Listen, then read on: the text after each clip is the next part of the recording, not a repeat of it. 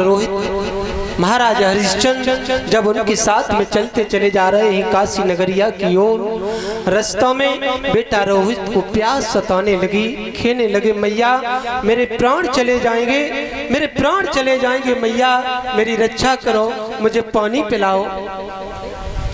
उसी समय भक्तों मैया कहने लगी, बेटा पानी तो हम नहीं पी सकते। विश्वामित्र वहां से चले और थोड़ा जल लेकर के आए। रानी कहने लगी, सैया ऐसी तपस्या भी कौन सी तपस्या है, ये कौन सी सत्य है जिसके कारण मेरा आज बेटा जा रहा है। इस सत्य की तपस्या में इसे पानी पिलवा दो, बोलो ना।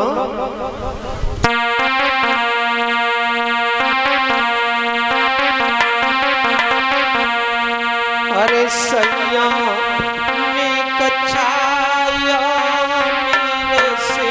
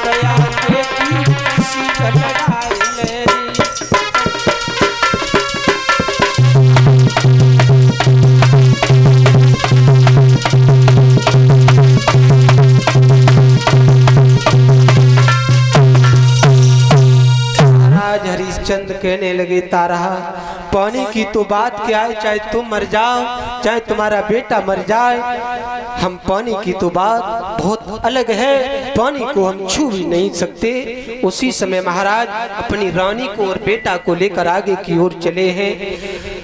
बेटा मूर्छित होकर के जमीन पर गिर गया।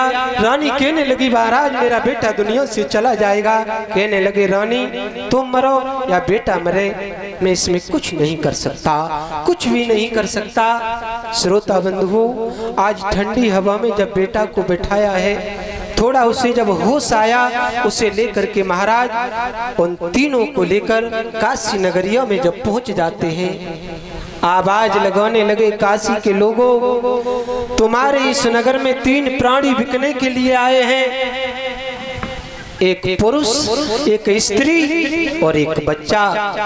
अगर किसी को जरूरत हो तो उन्हें खरीद लो। बारिश समय ऐसी भी क्या धर्म की परीक्षा। उस समय श्रोता बंधुओं, रानी तारा को लेने के लिए जब वेश्याएं आई हैं, ओहो हो, रानी वेश्याओं को देख करके खड़ी हो गई, कहने लगी महाराज हे भगवान, इन वैश्यों ने यदि मुझे खरीद लिया तो मेरा धर्म नष्ट हो जाएगा, मेरा धर्म नष्ट हो जाएगा। आज भगवान का जैसे ही ध्यान किया है, उन वैश्यों को तो भगवान की कृपा से वहां से जाना पड़ा, उन्हें नहीं ले पाया। लेकिन उसी समय एक ब्राह्मण आकर के रानी तारा पुत्र रोहित को 40 भार सोना देकर के खरीद लेते हैं। उधर कालू नाम का एक डोम आता है जो महाराज हरिश्चंद्र को 20 भार सोना देकर के खरीद लेता है। अब तो महाराज हरिश्चंद्र उस मेहतर के साथ में जब चले हैं, तारा रानी पुत्र रोहित के साथ उस ब्राह्मणी के साथ जब चली है, पैरों तले धरती खिसकने लगी। देवलोक में बैठे हुए देवता त्राहिमाम करने लगे, विश्वामित्र धन्य है तुम्हारी ऐसी परीक्षा को, धन्य है तुम्हारी ऐसी परीक्षा को। जब तीनों वहां से चले, रानी तारा महाराज हरिश्चंद्र के सामने हाथ जोड़ के खड़ी हुई, कहने लगी महाराज आज मैं तुम्हारे महाराज का कर्ज अदा करने के लिए मैं जा रही हूँ, लेकिन अपने मन में आप कोई संकोच मत करना, कोई संकोच मत करना।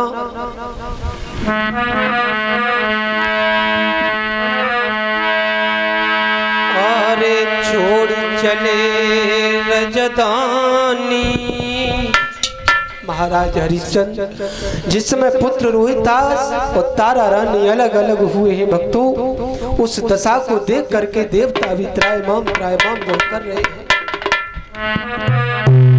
छोड़ चले रजदानी अपनी, छोड़ी चले, छोड़ी चले।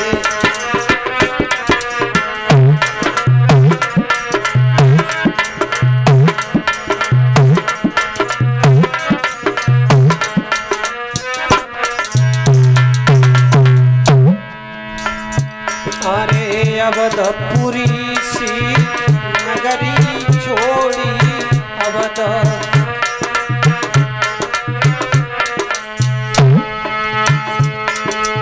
अवधपुरी सी नगरी छोड़ी,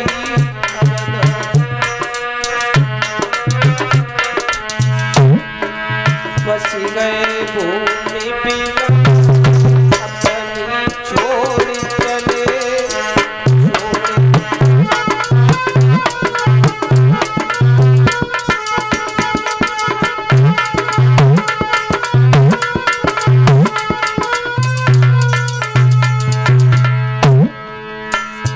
अरे हरिश्चंद्र ने सतना छोड़ो,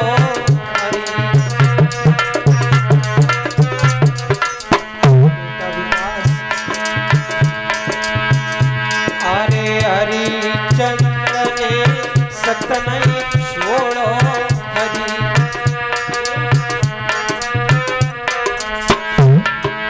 तारावती मुख नहीं मोड़ो,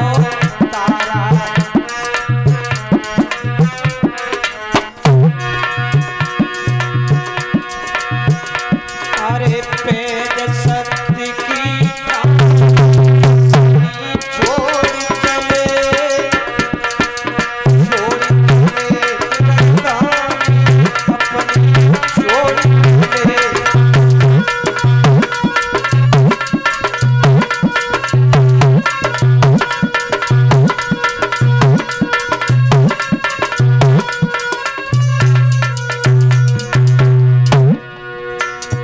अरे बड़े बड़े ज्ञानी जग में है गए, बड़े बड़े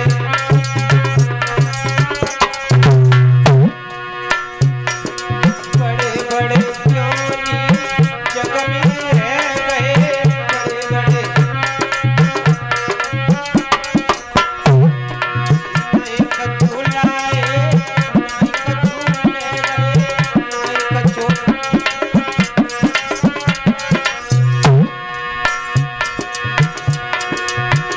गति खाओ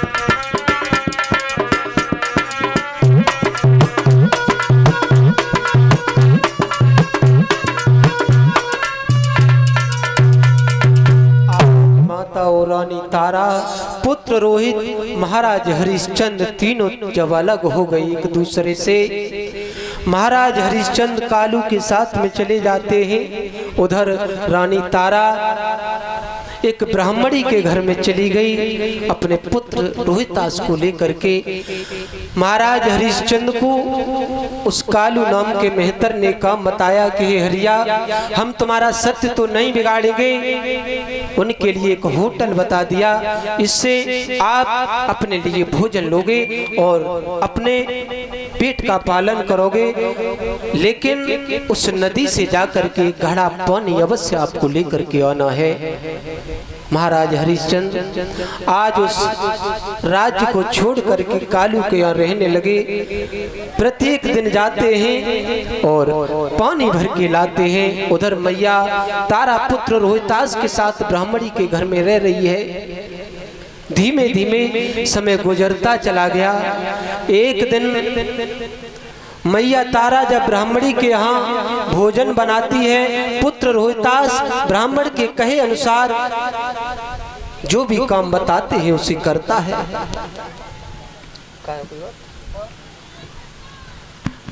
धीमे धीमे समय गुजरता जा रहा है। एक दिन का समय परीक्षित महाराज श्री सुखदेव जी समझाने लगे, हे राजन परीक्षित, जब ब्राह्मणी को एक दिन याद आया कि आज एकादशी का व्रत है और एकादशी के व्रत के लिए हमें पुष्पों की आवश्यकता है। पुष्पों के लिए उस पुत्र रोहितास से निवेदन करना चाहा, मैया तारा से कहना चाहा, लेकिन मैया तारा पुत्र रोहितास को छोड़ करके उसी नदी पर जल लेने जाती है जहां महाराज हरिश्चंद्र जल लेने के लिए जाते।